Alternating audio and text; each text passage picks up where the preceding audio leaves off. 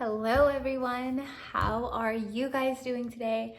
I just really wanted to get on here and just talk about like how crazy, mind-blowing life is, okay?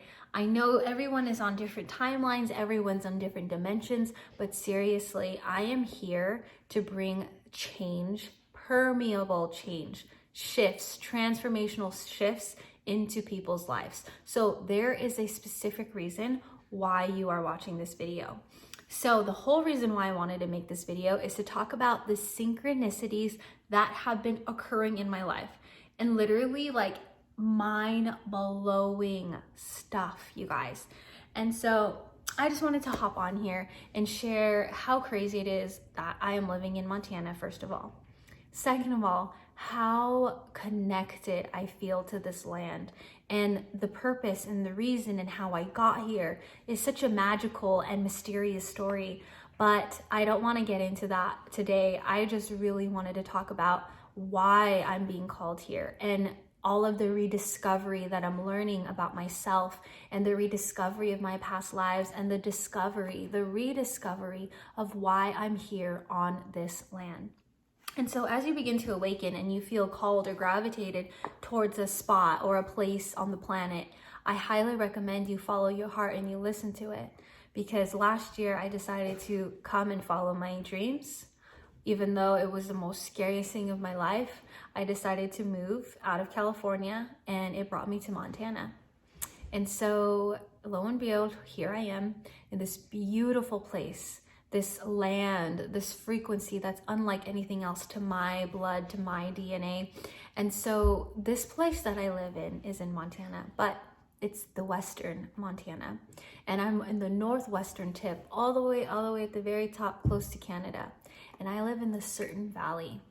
And the valley that I'm in, and the Native American tribes that surround it.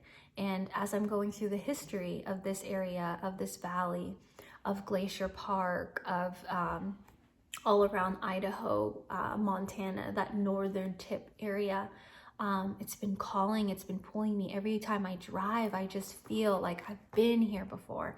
Like it brings me tears to my eyes to talk about this, and then like chills all over me whenever I drive to these places. And so I just knew I was this really powerful, strong Native woman in this life that I'm picking up on while I was here.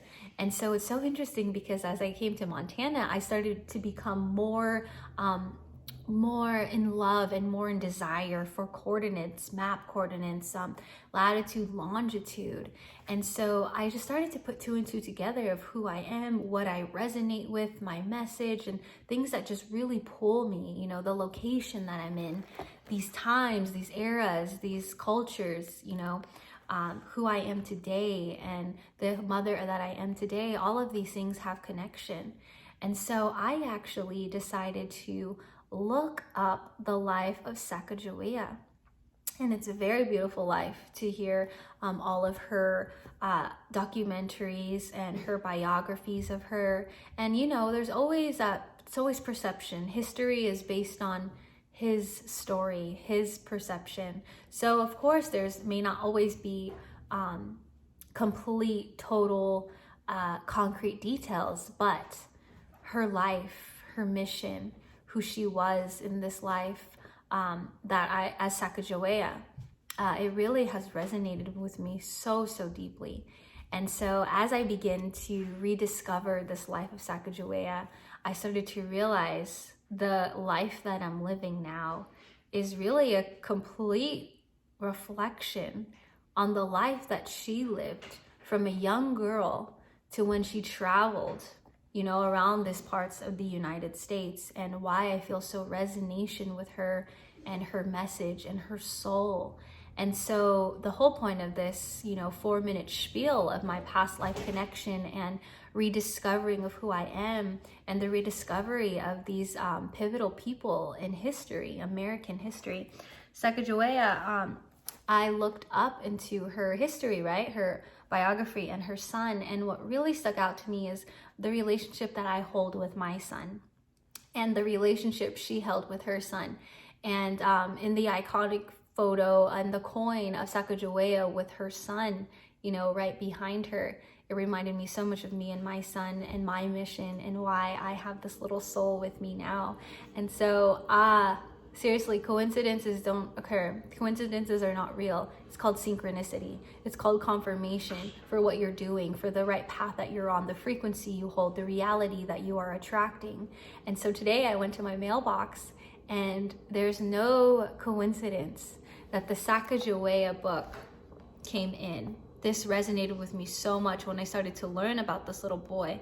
And he reminds me so much of my son, and Sacagawea reminds me so much of me, even for life, her life story, his life story. And so I'm going to read more about it, but it's not a coincidence that this comes in the day that my gold coins of Sacagawea comes in, okay?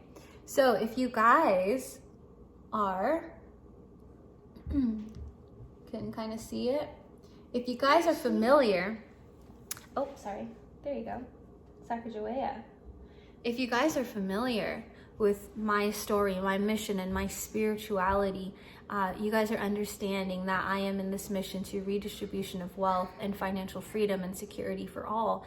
And so how synchronistic is it that Sacagawea is on the silver coin, okay, which represents money.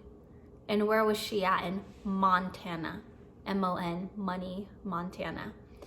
And so again, her son is right behind her, right here, okay? But what is so interesting, okay, this little boy, he's French native. My son's name is Beau, but spelled the French way, Beau, okay? Now look at the back of the Sacagawea coin. There's bundles of arrows.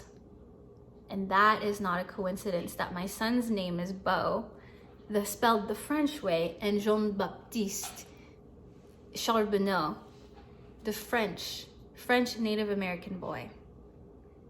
And so as I am learning more about Sacagawea, she came into my field when I started to get back into my French energy. When I was in high school, I took French and I thought I was going to be a fashion designer. And I took French all 4 years, and I was in love with the French culture. But again, it's part of my soul. It's part of who I was in the past.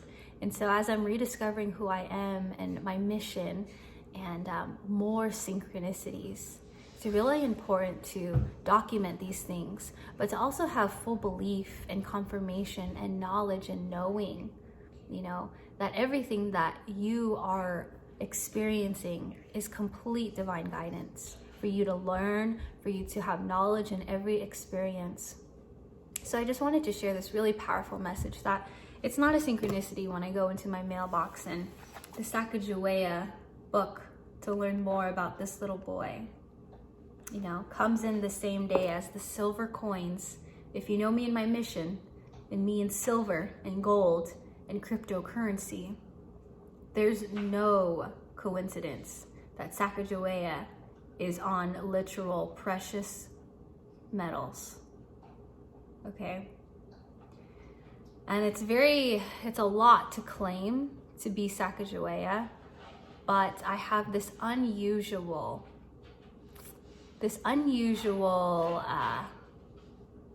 what's it called? Just knowing. This unusual knowing that this life was me, and I'm here back again into this area, into this land. And then it makes me realize, for such a pivotal woman in those times, in that era, what is it that I'm supposed to be doing now? How big of a mission am I going to accomplish in this life now? So it's a lot of expectations to live up to, but I just wanted to document this and let everyone know that you are on your right path. Do not ever let anyone tell you you are wrong, because only you know you. And the number one thing on living on planet Earth is to know thyself, the rediscovery of thyself.